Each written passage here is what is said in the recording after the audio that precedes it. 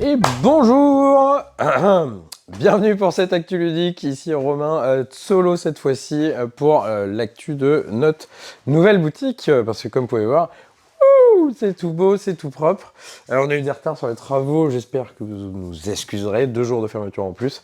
Après tout, qu'est-ce que c'est des travaux 100 jours de retard, ça n'existe pas, je pense. Bref, de plus, on n'a pas reçu nos nouveautés, parce que même si tu fais une commande 10 jours avant, en première vue, ils ne sont pas capables d'envoyer.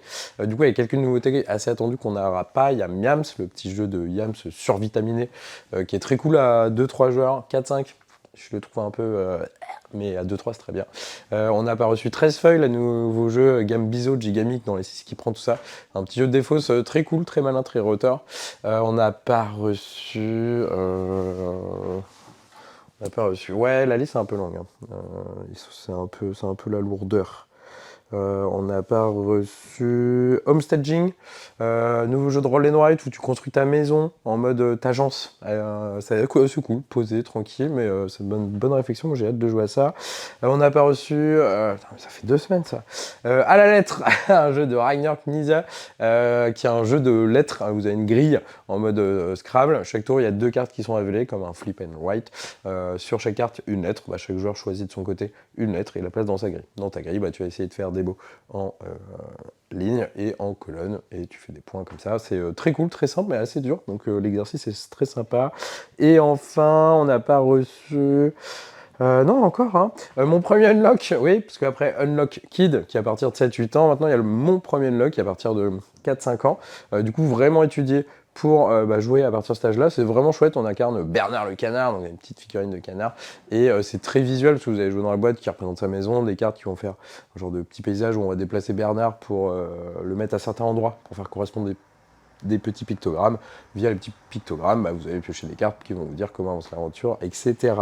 Tac, et le dernier... The Line, donc on n'a pas reçu The Line non plus, un nouveau jeu de Fred Henry, auteur de Star Wars Bounty Hunter et Timeline, si je ne me trompe pas, je sais plus, enfin bref. Du coup, on parle de Timeline, mais c'est un peu comme un Timeline, mais en mode rigolo. Prenez TTMC, vous prenez Timeline, bam, croisement, et ça donne The Line. Donc vous allez avoir une question de culture G que personne ne connaît, avec une réponse entre 0 et 5000, une réponse chiffrée.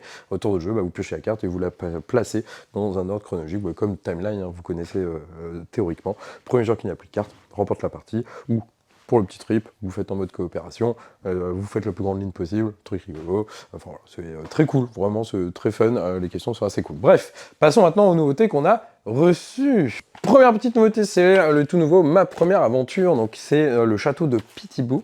Cette fois-ci, comparé aux autres de la gamme, vous n'allez pas choisir un personnage que vous allez incarner, vous allez être Petit Bout, le petit fantôme, où il se retrouve dans son manoir infesté d'humains. Les humains, c'est chiant, on va se le reconnaître. Du coup, en fonction des moments, il faudra choisir la forme que vous allez vouloir être. Donc vous allez pouvoir devenir, c'est quoi, c'est chauve-souris, petit loup, enfin bref, des petites choses comme ça pour essayer de faire peur aux humains pour que ça dégage et que son manoir reste cool. Donc nous on adore la gamme, hein. Si vous avez des enfants, vous pouvez leur lire à partir de 3-4 ans, ça marche super bien. Et quand ils sauront lire, ils pourront jouer plus tard, hein. C'est des petites histoires où vous allez avoir des petits choix à faire. En fonction des choix, ça va différer à chaque fois l'histoire. Donc c'est vraiment cool, ça on vous recommande à fond. Nouveau Guilty, oui on agrandit les gammes pour le moment. Nouveau Guilty, le 3e opus, donc vous avez Guilty Monaco, Guilty... Houston, je crois, dans la prison pénitentiaire. Bref, donc le 3e, Guilty Fontainebleau. Bienvenue à la cour de Fontainebleau, donc en 1543 précisément. Vous êtes la parfumière de un membre de la cour et vous allez, votre job ça va être de un peu voir ce qui se passe dans cette cour, quels sont les petits complots, etc. Comme vous avez une parfumière, ils ont mis un petit trick, parce que en plus du côté, c'est un genre de jeu d'enquête, hein, donc ça dure 1 à 3 heures en fonction des gens, de votre habilité, un système de temps qu'il va falloir faire attention, parce que vous n'allez pas pouvoir tout faire, poser des questions à tout le monde, tout fouiller, etc. Il faudra bien cibler vos trucs en fonction de vos déductions. Ici, ils ont mis un système d'odeur, comme dans les livres enfants. Vous grattez un peu la carte comme ça, et hop, il y a une odeur qui pop, et ça va être des indices et tout.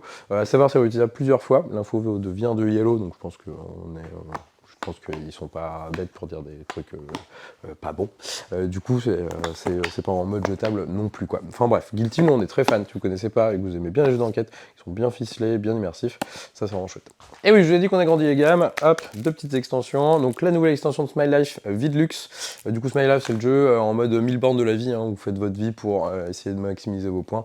Vous trouvez un job, vous faites de la thune, vous trouvez une épouse ou plusieurs épouses, hein, vous faites ce que vous voulez, faites des enfants, etc. Dans Smile Life, le côté drôle, bah, vous allez pouvoir les autres. Tiens, toi t'es licencié, tiens, il y a une explosion qui saute, on défonce tous les enfants parce que bah, c'est les terroristes. Tiens, toi t'es pris en flag, tu peux plus avoir plusieurs épouses, etc. etc. Du coup, Vidlux, ça va faire entrer en jeu cette vie qu'on a tous, hein, c'est la vie de luxe, quoi. La jet set, tout ça, les trucs que personnellement j'exècre, mais bon, ça c'est un gros débat. Du coup, Vidlux, très bien, c'est dispo. Et du coup, avant de la poser, il y aura Tag Team aussi pour Mindbug. Donc Mindbug, le petit jeu de joueurs de cartes d'affrontement, très rapide, très succinct, mais très chouette, pas mal, plein de boîtes différentes, plein de combinaisons possibles, vraiment très cool. Si vous connaissez pas, que vous aimez bien les jeux nerveux et d'affrontement avec plein de petits effets, faut pas hésiter à aller voir Mindbug. Et du coup, vient l'extension. Nous, on avait assez hâte parce que ça, on l'avait vu il y a un petit moment et c'est vraiment cool. C'est 2v2. Du coup, vous pouvez jouer à 2 contre 2 maintenant, en croisé. Et en fait, chaque joueur, en plus d'avoir ce Mindbug, bah, va avoir... comment ils ont appelé ça? Est-ce que j'ai le nom? Les Mind Frogs. Les Mind Frogs, parce que le Mindbug de base vous sert à dire tiens, la carte que tu as jouée, bah, je vais te la prendre, donc ça normalement vous faites à l'adversaire.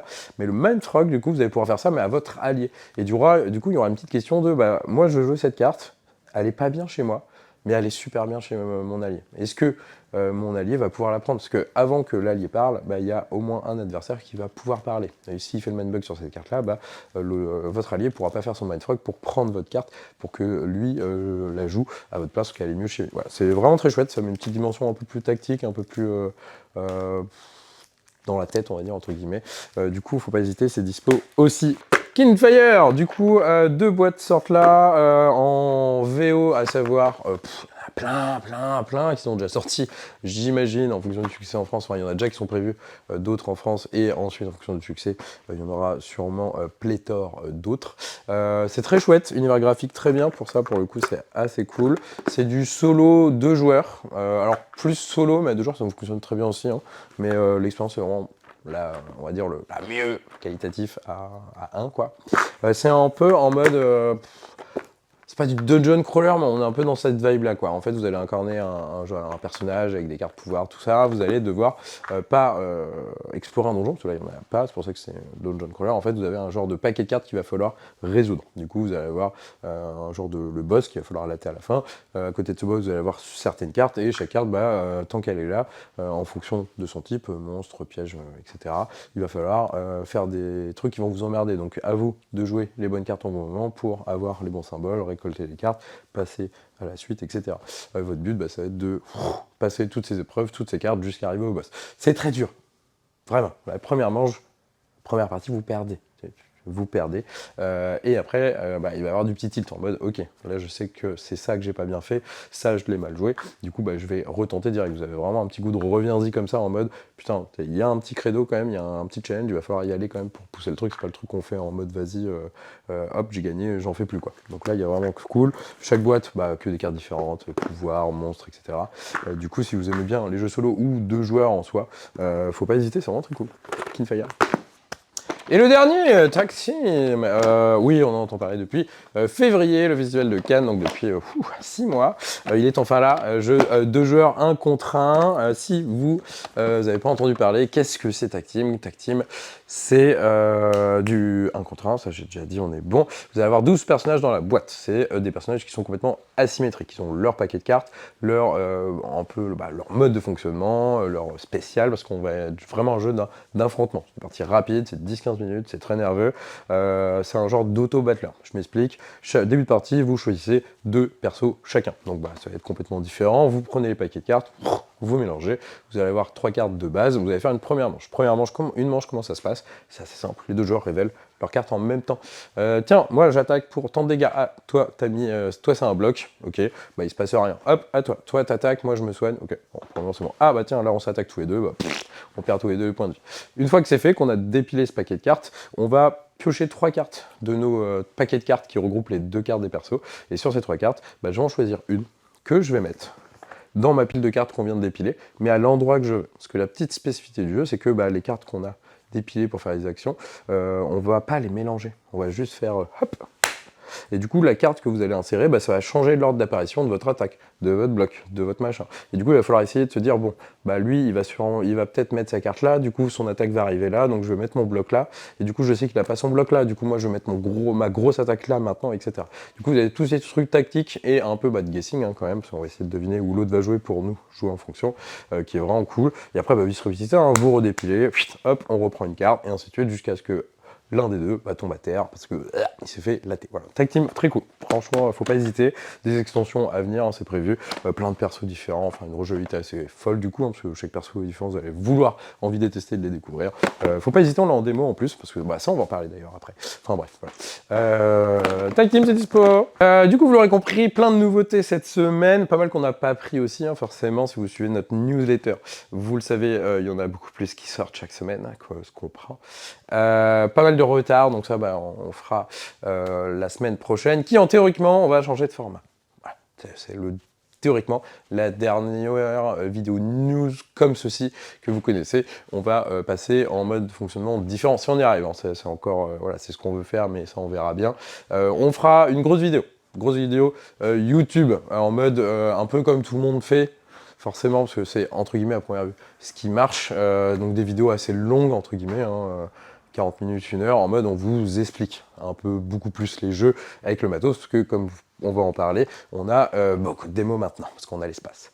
Et on va aussi faire un mode, comment on appelle ça, les vidéos short rail, en mode 1 minute, on vous pitch toutes les sorties. Donc là, ça sera la vidéo en mode, bah hop, tiens, je prends les infos en 1 minute, je sais ce qui sort à cette boutique-là. Est-ce qu'avec le pitch, je sais que ça m'intéresse ou pas? Ça sera à vous de voir quand vous verrez les vidéos. Donc c'est ça le but. Soit vous voulez les bonnes explications, le truc bien long, vous installez YouTube avec votre bouffe, votre clope ou autre, hop, regardez.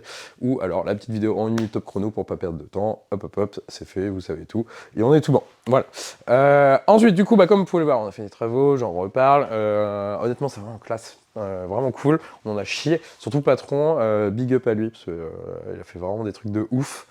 J'ai la voix cassée à cause des travaux, j'ai pas beaucoup dormi, hein, forcément. Mais du coup, ces travaux nous ont permis de mettre un maximum de boîtes en facing. Donc franchement, vous avez presque, bon, il y a quand même des jeux en tranche forcément, il y en a beaucoup quand même, mais plein de jeux en facing, donc c'est vraiment... Quoi ? Ok, trop beau. Et du coup, on a de la démonstration. Vous avez sur tout le long de la boutique des jeux en démonstration. Et du coup, bah, c'est pour ça qu'on pourra faire les vidéos YouTube beaucoup plus longues, vous faire limite jouer en boutique, tester, toucher le matos. Vous allez pouvoir faire ça. Voilà. Bah, à la semaine prochaine pour bah, peut-être un nouveau format.